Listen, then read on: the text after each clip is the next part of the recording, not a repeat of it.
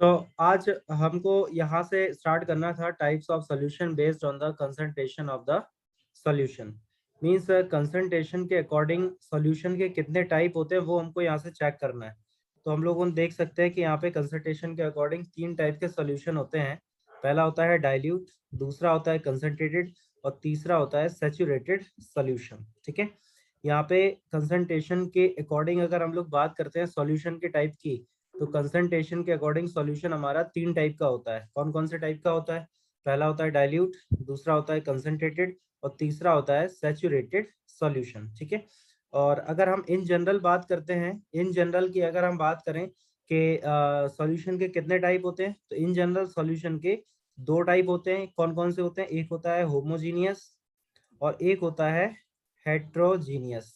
Homogeneous का meaning क्या होता है ये मैं लास्ट क्लास में बता चुका हूँ आपको। होमोजीनियस का मतलब होता है कि जब सेम चीजों को ऐड किया जाएगा, जब हम सेम टाइप के चीजों को ऐड करते हैं तो उसको हम लोग होमोजीनियस सॉल्यूशन कहते हैं।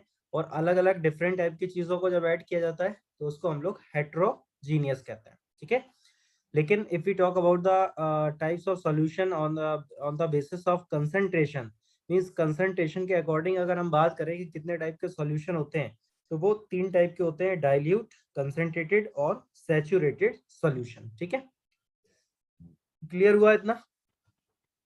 ठीक है, अब अगर हम बात करते हैं ways of representing the concentration of a solution के वेज क्या होता है, तरीका क्या होता है, तो mass by the mass percentage, means mass upon mass का बात करी जाएगी यहाँ पे। तो mass of solute divided by mass of solution into 100। ठीक है, और अगर हम मास बाय वॉल्यूम परसेंटेज की बात करते हैं तो क्या हो जाएगा? Mass of solute divided by volume of solution, means solute upon solution की बात हो रही है यहाँ पे। ऊपर हमको क्या रखना है? सॉल्यूट रखना है, और नीचे हमको क्या रखना है? सॉल्यूशन रखना है। ठीक है, और इनटू में हमको यहाँ पे दोनों में ही 100 का मल्टीप्लाई करना है। इतनी सी बात है। तो मेरे ख्याल से ये क्लियर हो रहा होगा, क्योंकि आसान सी चीज है, कोई क्रिटिकल कुछ है नहीं इसमें, है ना। तो बढ़ते हैं नेक्स्ट स्लाइड की तरफ। तो नेक्स्ट स्लाइड में हमसे बोला गया है, नेक्स्ट स्लाइड है हमारे पास, उसमें क्या है? Suspension and its properties. मतलब सस्पेंशन का क्या मतलब होता है और उसकी प्रॉपर्टीज क्या क्या होती हैं वो हमको यहाँ पे समझना है। तो क्या क्या प्रॉपर्टीज होती हैं हम लोग देख लेते हैं। और पहले सस्पेंशन का मतलब हमको पता होना चाहिए कि सस्पेंशन का मतलब क्या होता है, मीनिंग क्या होता है उसका मेनली। ठीक है, so suspension is a heterogeneous mixture. Heterogeneous mixture का मीनिंग क्या होता है? हेट्रोजीनियस मिक्सचर का मीनिंग मैंने आपको बताया था कि जब हम डिफरेंट टाइप के ऑब्जेक्ट्स को एक दूसरे में ऐड करते हैं। ठीक है, जैसे अगर शुगर को आप सैंड में ऐड कर दो, ठीक है, तो उसको हम लोग क्या बोलेंगे? हेट्रोजीनियस मिक्सचर बोलेंगे। लेकिन अगर आप मान के चलो कि लिक्विड या पानी में या वाटर में आपने शुगर को ऐड किया या सॉल्ट को ऐड किया, तो उसको फिर हम लोग बोलते हैं होमोजीनियस मिक्सचर। लेकिन यहाँ पे बात हो रही है हेट्रोजीनियस मिक्सचर की। Suspension is a heterogeneous mixture, mean जो सस्पेंशन होता है वो इस तरह का एक हेट्रोजीनियस मिक्सचर होता है in which the solute particle do not dissolve but remain suspended throughout the bulk of the medium. Means ऐसे आप मान के चलो कि जैसे ये हमारे पास कोई एक वेसल है, और इस वेसल में यहाँ पे कोई लिक्विड भरा हुआ है, मान लो पानी ही है। ठीक है, अब आपने इसमें कुछ मिलाया, ठीक है, तो जब आपने इसमें कुछ ऐड करा तो आप देख सकते हो कि जैसे कुछ चीजें यहाँ पे मान लो इसके नीचे की तरफ ये सरफेस पे यहाँ पे कुछ चीजें आ गई। ठीक है, तो इसी को हम लोग कहते हैं सस्पेंशन। इसी को हम लोग क्या बोल देते हैं? इसी को हम लोग बोल देते हैं सस्पेंशन। यही होता है हमारा सस्पेंशन। ठीक है, तो the solute particle settle down when a suspension is left undistributed. तो जो भी हमारे पास सॉल्यूट पार्टिकल्स होते हैं वो कहाँ बैठ जाते हैं? नीचे की तरफ। जैसे कोई भी आपने एक वेसल लिया, तो उस वेसल में नीचे की तरफ जो उसका नीचे वाला सरफेस होगा, बॉटम होगा, उस बॉटम पे आप देखेंगे तो कुछ पार्टिकल वहां पे बैठ जाते हैं। ठीक है, तो उसी को हम लोग क्या कह देते हैं? सस्पेंशन, उसको हम बोल देते हैं। तो मेरी बात आपको क्लियर हो रही है कि नहीं हो रही है? ये मुझे आप बता दो इतना पहले, आपको क्लियर हो रहा है कि नहीं हो रहा है? यस सर, हो रहा है। ओके, तो अब हम लोग बात यहाँ पे करने वाले हैं कोलाइड्स की। कि कोलाइड का क्या मतलब होता है? तो कोलाइड का मतलब क्या है? मींस अगर हम कोलाइड को क्लासिफाई करते हैं तो कोलाइड के 3 तरह से हम उसको क्लासिफाइड कर सकते हैं: सॉल्यूशन, सस्पेंशन और कोलाइडल सॉल्यूशन। तो सबसे पहले यहाँ पे हम लोग बात करने वाले हैं कोलाइडल सॉल्यूशन की। तो कोलाइडल सॉल्यूशन का मींस क्या होता है? Colloidal solution is a mixture in which the substance are regularly suspended in a fluid. ठीक है, मतलब एक कोई भी फ्लूइड होगा, जैसे मान लो कि एक पानी का हमारे पास, एक पानी से भरा हुआ एक हमारे पास वेसल है। ठीक है, पानी से भरा हुआ एक हमारे पास कंटेनर है, तो उसमें अगर कोई सब्सटेंस सस्पेंड हो जाए, सस्पेंड होने का मतलब है कि उसमें वो नीचे की तरफ सेटल डाउन हो जाए, मतलब उस वेसल के बॉटम पे वो चीज आके बैठ जाए। ठीक है, तो उसी को हम लोग कह देते हैं। तो यहाँ पे क्लासिफाइड इनटू, जैसे फोम की बात करी जाए या इमल्शन की बात करी जाए या सोल की बात करी जाए। अब ये चीजें होती क्या है वो हम लोग आगे की स्लाइड्स में यहाँ पे देखने वाले हैं। ठीक है, कि इनका मतलब क्या होता है। तो जैसे यहाँ पे देखिए, आप सबसे पहले तो मैंने आपको बताया था कि मैं नेक्स्ट स्लाइड में आपको बताने वाला हूँ कि टिंडल इफेक्ट का क्या मीनिंग होता है। तो सबसे पहले हमको ये जानना जरूरी है कि टिंडल इफेक्ट का क्या मतलब होता है। तो टिंडल इफेक्ट में हम लोग देख सकते हैं, Tyndall effect is the scattering of light by particle in a colloid or else particle in a very fine suspension. Mean जैसे हमारे पास कोई भी एक सोल्यूशन भरा होता है किसी वेसल में, अगर हम एक सोल्यूशन की बात करते हैं, ठीक है, तो उस सोल्यूशन में अगर आप जैसे कोई भी लाइट को अगर इंसिडेंट कराएंगे, तो जो भी लाइट का वेरिएशन होता है, इधर उधर भागती है, तो उसको हम लोग टिंडल इफेक्ट कहते हैं। तो यहाँ पे एक हमको एग्जाम्पल दिया गया है कि it can B observe when sunlight passes through the canopy of a dense forest. Canopy of a dense forest का मतलब है कि जैसे कोई मान लो कि जैसे अगर हमारे घर में एक चलो विंडो है, ठीक है, अगर हम एक इन जनरल मान के चलें कि हमारे घर में एक विंडो है और उस विंडो में कोई भी सनलाइट इंसिडेंट हो रही है या कोई भी लाइट उस घर में इंसिडेंट हो रही है विंडो के थ्रू, तो हम देखते हैं कि वो थोड़ा सा बेंडिंग शो करता है, तो उसी को हम लोग जो है टिंडल इफेक्ट कहते हैं। जैसे हमसे बोला गया था solute like component of the disperse particle in a colloid from the dispersed phase. Clear हो रहा है इतना?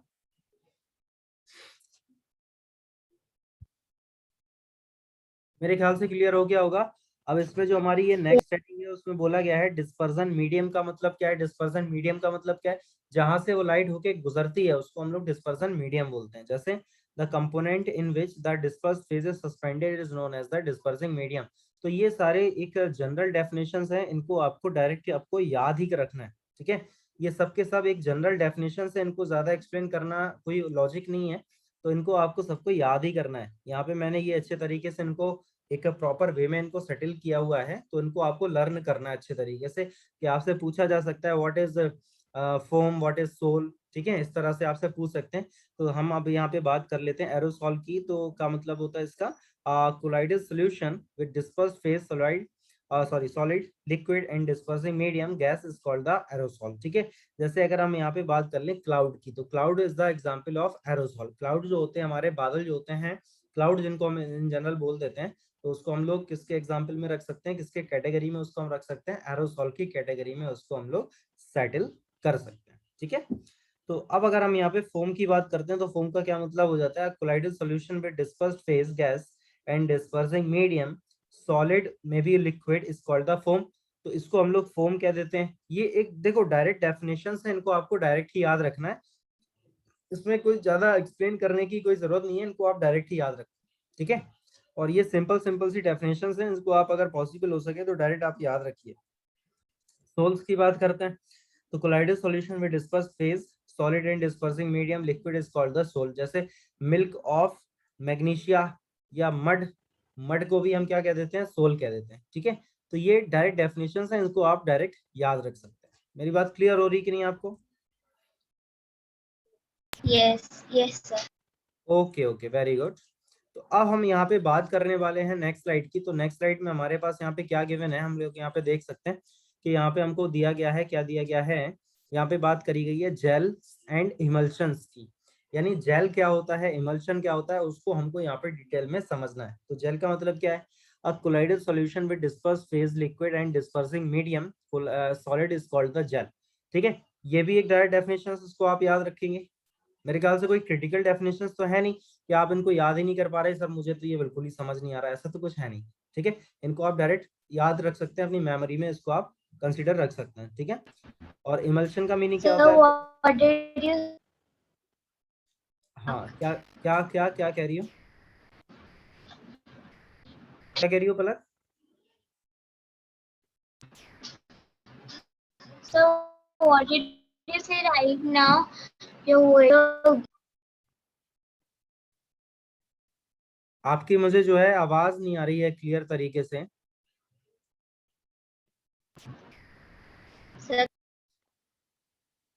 अब हम यहाँ पे बात करने वाले हैं एवोपरेशन की। एवोपरेशन का मतलब क्या होता है? तो the process of conversion of water into water vapour is known as evaporation. Evaporation का मतलब होता है कि जैसे अगर हमारे पास कोई भी वाटर का एक वेसल है, ठीक है, अब आप वाटर में मतलब वेसल जो आपके पास वाटर का भरा हुआ है, तो उसको आप जब हीट प्रोवाइड कराते हैं तो वही वाटर जो है वो वेपर में कन्वर्ट होता रहता है, ठीक है। तो इसी प्रोसेस को हम लोग क्या कहते हैं? एवोपरेशन कहते हैं। इसी प्रोसेस को हम लोग क्या कहते हैं? एवोपरेशन कहते हैं। बात आ रही मेरी समझ? कि वाटर जो है वाटर कन्वर्ट हो जाए डायरेक्ट वेपर में। जैसे मैंने आपको एक सॉलिड बताया हुआ था, जो सॉलिड जो होता है एक एक ही ऐसा सॉलिड होता है जो डायरेक्ट सॉलिड, एक मेटल होता है जो सॉलिड स्टेट से डायरेक्ट गैसियस स्टेट में कन्वर्ट होता है, लिक्विड स्टेट में वो आता नहीं है। वो होता है हमारा मरकरी। Hg जो होता है वो सॉलिड स्टेट से डायरेक्ट कहाँ पहुंच जाता है? ये गैसियस स्टेट में पहुंच जाता है। और Hg का मतलब क्या होता है यहाँ पे? मरकरी। Hg का मतलब क्या है? मरकरी। इसको हम लोग मरकरी बोलते हैं। मेरी बात आ रही है आपको समझ? इसको हम लोग क्या बोल देते हैं यहाँ पे? हाँ, इसको हम लोग बोल देते हैं मरकरी, ठीक है। तो आप इस इक्वेशन को याद रखिएगा। अब आगे क्या बोला गया है? It can be use to separate the volatile component from its non volatile solute. इसको हम लोग जो है कन्वर्ट करने में इन जनरल यूज करते हैं। अब आगे हमसे क्या बोला गया था? Introduction to separation. मतलब सेपरेशन का क्या इंट्रोडक्शन है, कैसे हम चीजों को सेपरेट कर लेते हैं, वो यहाँ पे बोला गया है, वो हमको एक्सप्लेन करना है। तो समझ लेते हैं कि separation of a component of a mixture, ठीक है। तो हेट्रोजीनियस मिक्सचर। अब हेट्रोजीनियस मिक्सचर का मतलब क्या होता है? ये मैंने आपको लास्ट स्लाइड में समझाया हुआ था, लास्ट क्लास में समझाया हुआ था कि हमारे पास सॉल्यूशन के दो तरह के मिक्सचर होते हैं। एक होता है हेट्रोजीनियस मिक्सचर और एक होता है हमारे पास दूसरा नंबर का कौन सा होता है? Homogeneous mixture. या आप पहले बोल सकते हो होमोजीनियस मिक्सचर और दूसरे नंबर पे बोल सकते हो हेट्रोजीनियस मिक्सचर, ठीक है। तो होमोजीनियस मिक्सचर का मतलब क्या होता है कि एक तरह की चीजों को जब हम मिक्स करते हैं तो उसको हम लोग बोलते हैं होमोजीनियस मिक्सचर, ठीक है। और जब हम डिफरेंट डिफरेंट टाइप की चीजों को मिक्स करते हैं तो उसको हम लोग क्या बोल देते हैं? Heterogeneous mixture. क्लियर हो रही मेरी बात? तो यहाँ पे बात हो रही है हेट्रोजीनियस मिक्सचर की। तो हेट्रोजीनियस मिक्सचर का मतलब क्या हो जाएगा कि इस मिक्सचर में डिफरेंट टाइप की ऑब्जेक्ट्स को या एलिमेंट्स को या किसी भी चीजों को, डिफरेंट टाइप की चीजें होनी चाहिए, उनको मिक्स यहाँ पे किया गया होगा, ठीक है।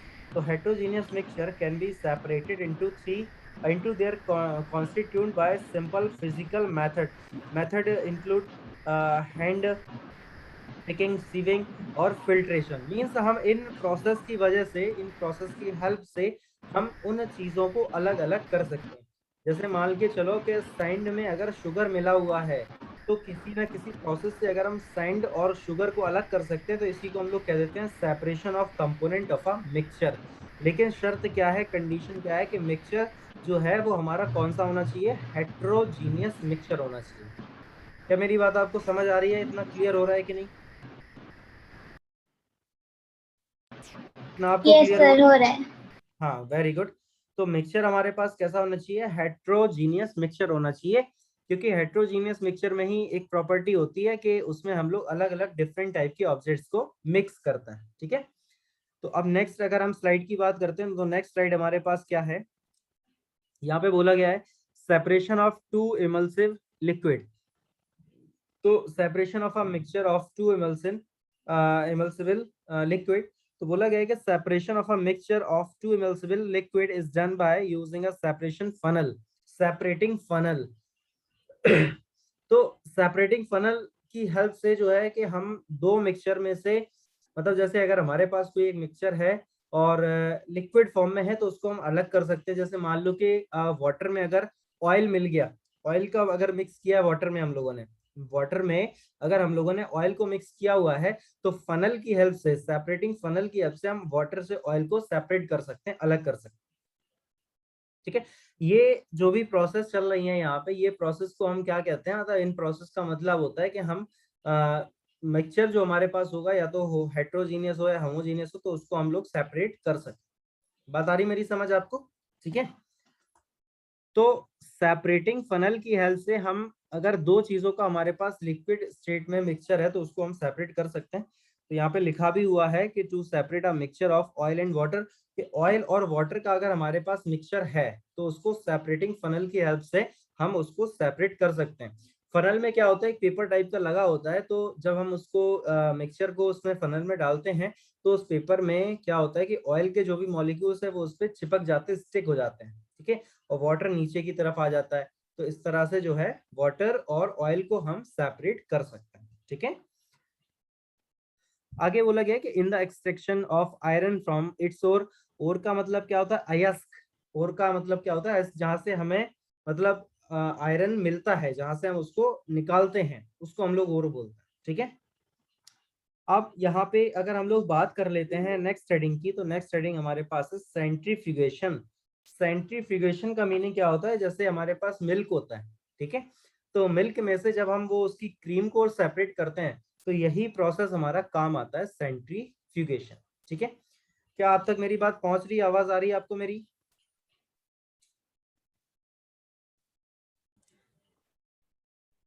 सेंट्रीफ्यूगेशन में मैंने आपको ये डिटेल में बताया है, सेंट्रीफ्यूगेशन में क्या होता है कि जैसे हमारे पास मिल्क होता है, ठीक है, तो मिल्क से जो हम लोग क्रीम को सेपरेट करते हैं ना, तो वो सेंट्रीफ्यूगेशन के हेल्प से ही हम उसको मिल्क में से क्रीम को सेपरेट करते हैं, ठीक है। तो मिल्क से क्रीम को सेपरेट करने का जो प्रोसेस होता है उसको हम लोग सेंट्रीफ्यूगेशन बोलते हैं, ठीक है ना। तो साइंटिफिकेशन यहाँ पे मैंने क्या इसमें बताया है कि centrifugation uses a centrifugal force for the separation of two liquid in a mixture, ठीक है। Here a denser component of the mixture migrate away from the axis। Mean जैसे अगर हम डेंसर मीडियम की बात करते हैं, देखिए हमारे पास इन जनरल दो तरह के मीडियम होते हैं, मैं आपको डिटेल में बता रहा हूँ, सुनना। हमारे पास इन जनरल दो तरह के मीडियम होते हैं, एक होता है रेरर मीडियम और एक होता है हमारे पास डेंसर मीडियम, ठीक है। ऐसा मीडियम जिसकी डेंसिटी ज्यादा होती है वो हमारा डेंसर मीडियम हो जाता है, और ऐसा मीडियम जिसकी डेंसिटी कम होती है वो हमारा रेरर मीडियम हो जाता है। और आगे क्या लिखा हुआ है, and lighter component migrate towards the axis. अब जैसे मिल्क और क्रीम की अगर बात करते हैं हम लोग, तो क्रीम, आप मुझे ये बताओ कि क्रीम ज्यादा डेंसर होगा या फिर मिल्क ज्यादा डेंसर होगा? मिल्क तो कंप्लीटली लिक्विड स्टेट में होता है, लेकिन क्रीम में क्या होता है, वो थोड़ा सा डेंसर स्टेट में होता है, उसका डेंसिटी ज्यादा होता है, गाढ़ापन होता है उसमें, है ना। तो जो भी इसमें जो हमारा डेंसर मीडियम होगा वो एक्सेस से दूर की तरफ जाएगा। यानी जब हम मिल्क को ऐसे घुमाते घुमाते हैं, सेंट्रीफ्यूगेशन की हेल्प उसमें लेते हैं मिल्क से क्रीम को सेपरेट करने के लिए, तो क्या होता है सिचुएशन के जो मिल्क में क्रीम होती है वो बाहर की तरफ निकलती है, बाहर की तरफ इस तरह से, ठीक है, और मिल्क हमारा बचा रहता है अंदर की तरफ यानी सेंटर की तरफ। तो उस तरह से हम लोग क्या करते हैं कि मिल्क में से क्रीम को सेपरेट कर लेते हैं, ठीक है।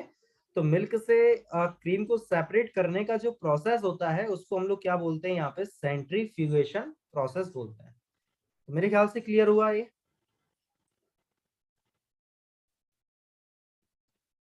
Yes yes sir.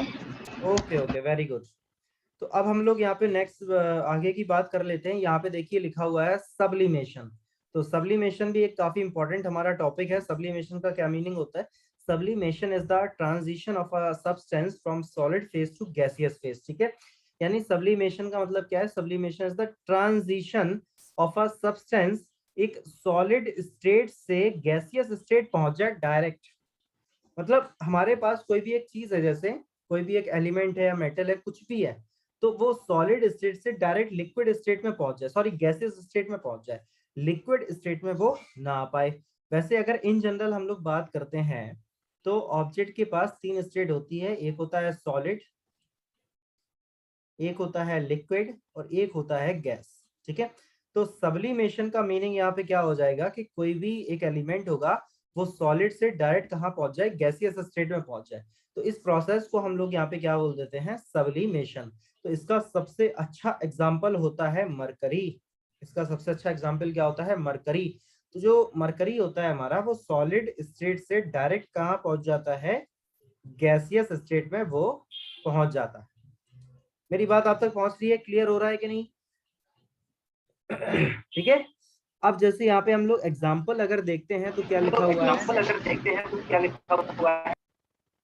जैसे नेफ्थलीन बॉल्स की अगर हम बात करें, naphthalene ball undergo sublimation. Naphthalene ball का मतलब आप समझते हो, जैसे आपने देखा होगा कि जब सर्दियां खत्म होती हैं तो हम लोग रजाई वगैरह या जो भी ब्लैंकेट वगैरह होती है उसको रख देते हैं, ठीक है, उसको रख देते हैं, तो उसमें हम लोग नेफ्थलीन की गोलियां डाल देते हैं, बॉल्स उसमें नेफ्थलीन की डाल देते हैं। तो नेफ्थलीन की बॉल्स में क्या सीन होता है कि वो डायरेक्ट सॉलिड स्टेट से गैसेस स्टेट में कन्वर्ट हो जाते हैं, वो कभी भी लिक्विड स्टेट में नहीं आते। ठीक है, तो वही होता है नेफ्थलीन बॉल्स। अब आगे बोला गया solid undergoing sublimation, solid undergoing sublimation, ये तो मैंने खैर 2 बार ये टाइप हो गया मेरे से गलती से।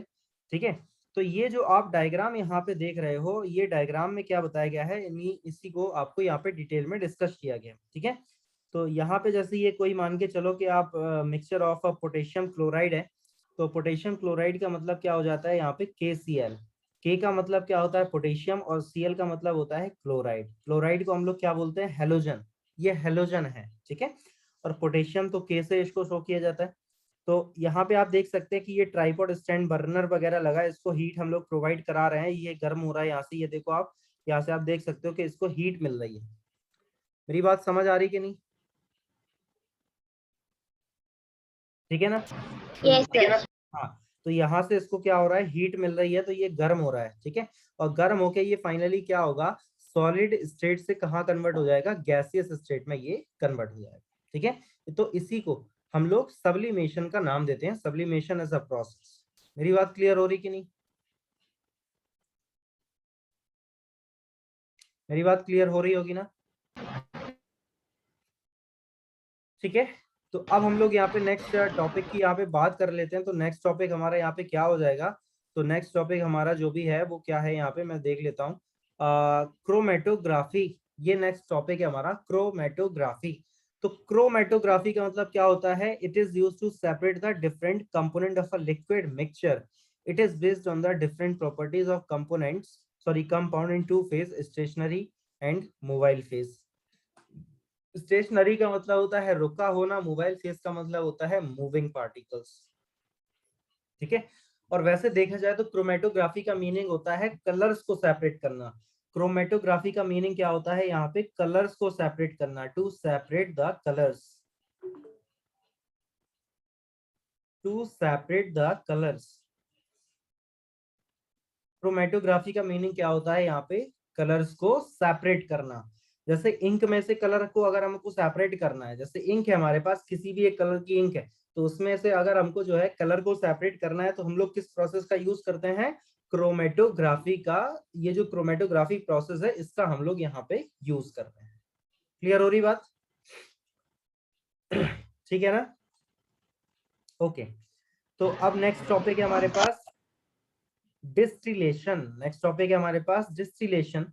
तो डिस्टिलेशन में क्या बोला जाता है कि distillation is a method for separating the component substance from a liquid mixture by selective evaporation and condensation. तो ये डिस्टिलेशन एक सिंपल सा प्रोसेस होता है। इसको आप जो है सिंपल से एक बार पढ़ लेना। इसमें एग्जाम्पल जो हमको क्या लिखा हुआ है कि कहाँ कहाँ इसको हम यूज करते हैं, तो लिखा हुआ है कि गैसोलीन बनाने में इसका यूज किया जाता है, प्रोडक्शन ऑफ गैसोलीन। गैसोलीन को प्रोडक्ट करने में, उसका प्रोडक्शन करने में हम इसका यूज करते हैं डिस्टिलेशन का। और डिस्टिल वाटर, ये तो आपने सुना ही होगा, डिस्टिल वाटर। जाइलिन में इसका यूज करते हैं, अल्कोहल में इसका यूज करते हैं, पैराफिन में यूज करते हैं, और कैरोसिन में भी हम डिस्टिलेशन का यूज करते हैं। ठीक है, और भी इसके कई सारे एग्जांपल्स हैं, मैंने इसलिए यहाँ पे एटसेट्रा लिख दिया है। एटीसी का मतलब हो जाता है कि और भी इसके कई सारे एग्जांपल्स हैं। मेरी बात क्लियर हो रही कि नहीं? मेरी बात आप तक पहुंच रही है? आवाज आ रही है आपको अच्छे बात से? आप तक पहुंच रही है? आवाज आ रही है? Yes sir. ठीक है, तो अब नेक्स्ट टॉपिक है हमारे पास फ्रैक्शनल डिस्टिलेशन। फ्रैक्शनल डिस्टिलेशन का क्या मीनिंग होता है?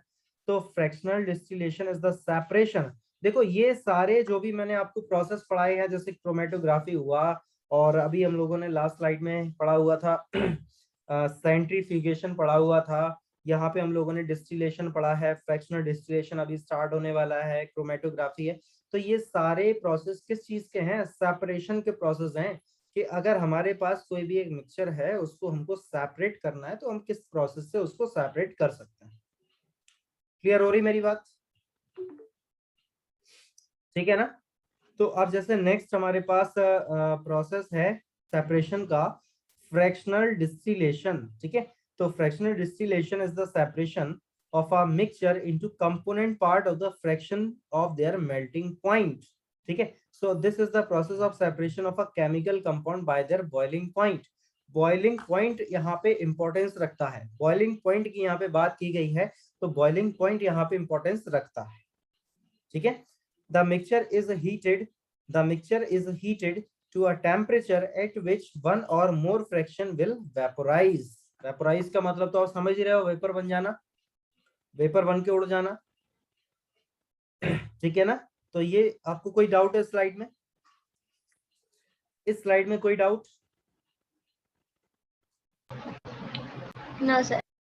ठीक है, तो अब यहाँ पे आप देख सकते हैं कि ये हमारे पास नेक्स्ट स्लाइड है, तो इसमें क्या लिखा हुआ है, सेपरेशन ऑफ एयर, ठीक है ना। तो कैसे इसको बोल सकते हैं, separation of air into component, यानी एयर की बात की गई है, उसको सेपरेट करना है उसके कंपोनेंट्स में। तो कैसे कर सकते हैं, process of obtaining different gas from the air, air is a homogeneous mixture. अब मिक्सचर मैंने आपको दो टाइप के बताए थे, याद है, एक तो होमोजीनियस मिक्सचर था और एक दूसरा कौन सा था, हेट्रोजीनियस मिक्सचर, याद है ना। आपको याद आ रहा है कि नहीं आ रहा है?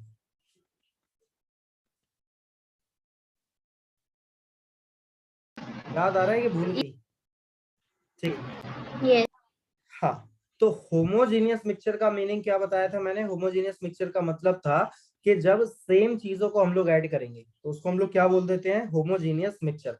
और हेट्रोजीनियस मिक्सचर का मीनिंग था जब डिफरेंट टाइप की चीजों को ऐड करते हैं। तो होमोजीनियस मिक्सचर का मीनिंग क्या था, अगर होमोजीनियस मिक्सचर में मैं एग्जांपल्स की बात करूं होमोजीनियस मिक्सचर में, तो इसका एग्जांपल क्या था कि वाटर में, जैसे अगर हमारे पास वाटर में, अगर इसमें आपने सॉल्ट को मिला दिया, ठीक है, या फिर बात की जाए कि वाटर में आपने शुगर को मिला दिया, ठीक है, तो ये हमारा बन जाता है होमोजीनियस मिक्सचर का एग्जांपल। लेकिन अगर हम लोग यहाँ पे हेट्रोजीनियस मिक्सचर की बात करते हैं, तो हेट्रोजीनियस मिक्सचर का मतलब क्या हो जाता है कि जैसे सैंड में आपने शुगर को मिला दिया, तो ये हमारा क्या बन जाता है, हेट्रोजीनियस मिक्सचर बन जाता है, जिसको हम लोग मतलब डिफरेंट डिफरेंट टाइप की चीजों को मिक्स करा जाए तो उसको हम लोग बोल देते हैं हेट्रोजीनियस मिक्सचर। सेम चीजों को अगर मिक्स करा जाए तो उसको हम लोग बोल देते हैं होमोजीनियस मिक्सचर। तो यहाँ पे क्या सिचुएशन है कि जो एयर होता है, एयर हमारा कैसा मिक्सचर होता है, होमोजीनियस मिक्सचर होता है, इसको आप याद रखना, ठीक है। क्योंकि एयर में क्या मौजूद होता है, कई सारे गैसियस पार्टिकल्स, गैसेस मौजूद होती हैं। सबसे ज्यादा गैस कौन सी होती है एयर में, सबसे ज्यादा गैस पाई जाती है नाइट्रोजन गैस। कौन सी गैस होती है एयर में सबसे ज्यादा, नाइट्रोजन गैस, ठीक है। आगे क्या लिखा हुआ है मैंने, and can be separated into component by fractional distillation. Means air से, एयर एक होमोजेनियस मिक्सचर होता है और उसको अगर आप फ्रैक्शनल डिस्टिलेशन की हेल्प से उसके कंपोनेंट को अलग अलग कर सकते हैं तो उसको आप क्या बोलेंगे, separation of air into its components. भाई एयर जो है वो किसी ना किसी कंपोनेंट से मिलके बनी है, किसी ना किसी चीजों से, कोई ना कोई चीजों से मिलके बनी है। अब एयर को इन जनरल अगर हम देखते हैं तो वैसे तो इसमें बहुत सारे गैसेस पाई जाती हैं, कई सारे मॉलिक्यूल्स भी होते हैं, अलग अलग तरह के डस्ट पार्टिकल्स भी होते हैं, ठीक है। तो अगर हम एयर को सेपरेट कर दें, एयर को अगर हम उसके कंपोनेंट्स से सेपरेट कर दें, कंपोनेंट का मीनिंग यहाँ पे क्या है, जिससे मिलके एयर बनी हुई है। मैंने क्या बताया कि जिससे मिलके यहाँ पे एयर जो है वो बनी हुई है। तो अगर हम एयर को उन कंपोनेंट्स से अलग कर दें तो हम क्या बोलेंगे, separation of air into its components. मेरी बात क्लियर हुई कि नहीं?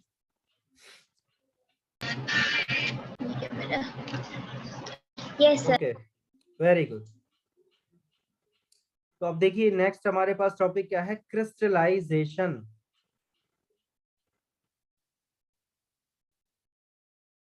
यहाँ पे नेक्स्ट टॉपिक है हमारे पास crystallization. Sir just 1 minute. Okay okay.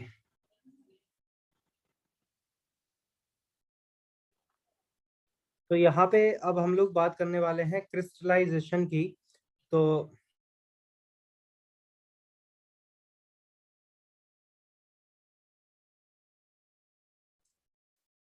Crystallisation का क्या मीनिंग होता है वो हमको समझना है। तो crystallisation is a separation technique in which solid are separated from a solution. जैसे हमारे पास मान लो कि एक कोई सॉल्यूशन है, ठीक है। मैंने क्या बोला कि अगर हमारे पास कोई एक सॉल्यूशन है जिसमें सॉलिड मिला हुआ था, कोई भी एक सॉलिड हो सकता है, वो मिला हुआ है, तो उस सॉलिड को वहां सॉल्यूशन से अलग करना, उसको सेपरेट करना, ठीक है। ये जो प्रोसेस होता है उसको हम लोग कहते हैं क्रिस्टलाइजेशन। क्या कहते हैं, क्रिस्टलाइजेशन। याद रखना आप इसको, ठीक है। So in this technique, the solvent molecule start evaporating, leaving behind the solute when the solution is heated and open container. जैसे ये डायग्राम आपको दिखाई दे रहा होगा, दिख रहा है ना ये डायग्राम? अब इस डायग्राम में Yes, आप sir. देख सकते हो कि ये एक हमारा बीकर है और यहाँ पे क्या है, वॉच ग्लास, एक ग्लास रखा हुआ है। ये ट्राइपॉड है, ट्राइपॉड का मतलब एक स्टैंड टाइप का होता है जिसमें हम उसको रख देते हैं, और यहाँ पे ये बर्नर है। अब इसको आप हीट कर रहे हो तो इसमें क्या होगा कि हीट करने से इसमें जो भी लिक्विड होगा तो वो क्या हो जाएगा, एवोपरेट हो जाएगा। ये देखो एवोपरेशन लिखा हुआ है ना, तो वो जो भी लिक्विड होगा वो क्या हो जाएगा, यहाँ पे एवोपरेट हो जाएगा, और इसमें बचा क्या रह जाएगा, जो भी सॉलिड पार्टिकल्स होंगे वो रह जाएंगे। ठीक है, तो इसी प्रोसेस को हम लोग यहाँ पे क्या कह देते हैं, क्रिस्टलाइजेशन कह देते हैं। मेरी बात आप तक पहुंच रही, क्लियर हो रहा है कि नहीं? ठीक है ना? ठीक है ना? Yes, sir. ओके, तो अब हम लोग यहाँ पे बात कर लेते हैं वाटर प्यूरिफिकेशन की। तो एप्लीकेशंस ऑफ द क्रिस्टलाइजेशन में देखा जाए तो purification of sea water, separation of alum crystal from impure sample etcetera, ये सारे इसके एग्जांपल्स हो जाते हैं। तो एलिमेंट्स की अगर बात करें तो elements are the species of atom which have the same number of proton in their atomic nuclear. देखो ये जो होता है इसको हम लोग बोलते हैं न्यूक्लियस। एक तरह से मैं इसको अगर एकदम एग्जैक्ट क्लियर ही बना दूं ना, तो ये हमारा हो जाता है न्यूक्लियस, जैसे सर्कुलर होता है ना ये, जैसे ये होता है हमारा न्यूक्लियस। ठीक है, अब इस न्यूक्लियस के चारों तरफ क्या होता है, कई सारे शेल्स होते हैं। जैसे ये एक शेल बना दी, इसमें एक ये मैंने शेल बना दी, ठीक है, इसमें मैंने एक एक्स्ट्रा ये और शेल बना दी। तो ये होती हैं शेल्स, जिसमें क्या होता है, इलेक्ट्रॉन्स मूव करते रहते हैं, इलेक्ट्रॉन्स इसमें होते हैं। ठीक है, तो ये जो अंदर बना हुआ है ये पिंक कलर से, तो ये क्या होता है, इसमें क्या होता है, प्रोटॉन होता है और न्यूट्रॉन होता है। इसको हम लोग कंबाइंड फॉर्म में क्या बोल देते हैं, न्यूक्लियस बोल देते हैं। इसको हम लोग कंबाइंड फॉर्म में क्या बोल देते हैं, न्यूक्लियस बोल देते हैं। बात मेरी आ रही समझ? और ये जो येलो कलर से मैंने जो और सर्कल्स बनाए हुए हैं, यहाँ पे जो मैंने ये येलो कलर से सर्किल जो भी बनाए हुए हैं ना, तो इनमें क्या होता है, इलेक्ट्रॉन्स रिवॉल्व करते रहते हैं, इलेक्ट्रॉन इसमें मूव करता है। मेरी बात क्लियर हो रही ना? तो एलिमेंट्स को हम रिप्रेजेंट कैसे करते हैं, जैसे हाइड्रोजन है अगर तो उसको H से लिखते हैं, बोरॉन है अगर तो उसको हम लोग B से लिखते हैं, कार्बन है तो उसको हम लोग C से लिखते हैं, और सिलिकॉन है तो उसको हम लोग Si से लिखते हैं। ठीक है, तो ये एलिमेंट्स का नोटेशन होता है, इसको हम लोग एलिमेंट्स को इस तरह से हम लोग डिनोट करते हैं। अब जैसे हम लोग यहाँ पे बात कर लेते हैं मेटल्स के बारे में, तो मेटल का क्या मतलब हो जाता है, metal is a solid material which is typically hard, shiny और malleable, fusible and ductile with good electrical and thermal conductivity. तो इसको हम लोग मेटल कह देते हैं। जैसे अगर बात करी जाए एल्यूमिनियम, एल्यूमिनियम को हम लोग कैसे शो करते हैं, Al से। कॉपर है, कॉपर को कैसे शो किया जाता है, Cu से। आयरन को हम लोग कैसे शो करते हैं, Fe से। टिन को कैसे शो किया जाता है, Sn से। और गोल्ड को कैसे शो करते हैं हम लोग, Au से। ठीक है, तो ये जो मैंने यहाँ पे ये लिखे हुए हैं ग्रीन कलर से, Al, Cu, Fe, Sn, Au, इनका सबका क्या मीनिंग होता है, ये होते हैं इनके केमिकल नेम। ठीक है, मतलब इनको डिनोट करने का एक तरीका होता है। जैसे गोल्ड अगर लिखना है तो Au लिख देते हैं, कॉपर लिखना है तो Cu लिख दिया, आयरन लिखना है तो Fe लिख देते हैं। इस तरह से एल्यूमिनियम को Al लिख देते हैं, टिन को हम लोग Sn लिख देते हैं। मेरी बात आप तक पहुंच रही ना, क्लियर हो रहा है सब? ठीक है, तो अब हम जैसे यहाँ पे नेक्स्ट टॉपिक की अगर बात करते हैं, तो नेक्स्ट टॉपिक है हमारा जैसे मेटलॉइड्स। तो मेटलॉइड्स का मतलब क्या हो जाएगा, metalloids exhibit some property of metal as well as non metal. मतलब मेटलॉइड का मतलब क्या होता है कि जिनके पास कुछ मेटल की प्रॉपर्टीज भी हो और कुछ कुछ प्रॉपर्टीज उसमें नॉन मेटल की भी हो। ठीक है, मैंने बोला कि कुछ प्रॉपर्टीज मेटल की भी हो और कुछ प्रॉपर्टीज नॉन मेटल की भी हो, तो उसको हम लोग क्या कह देते हैं, मेटलॉइड कह देते हैं। जैसे बात करी जाए बोरॉन की, बोरॉन को B से शो किया जाता है। सिलिकॉन की बात की जाए तो इसको Si से शो करते हैं। जर्मेनियम की बात की जाए तो इसको Ge से शो किया जाता है। आर्सेनिक की बात करें तो इसको As से शो किया जाता है। एंटीमनी या बिस्मथ की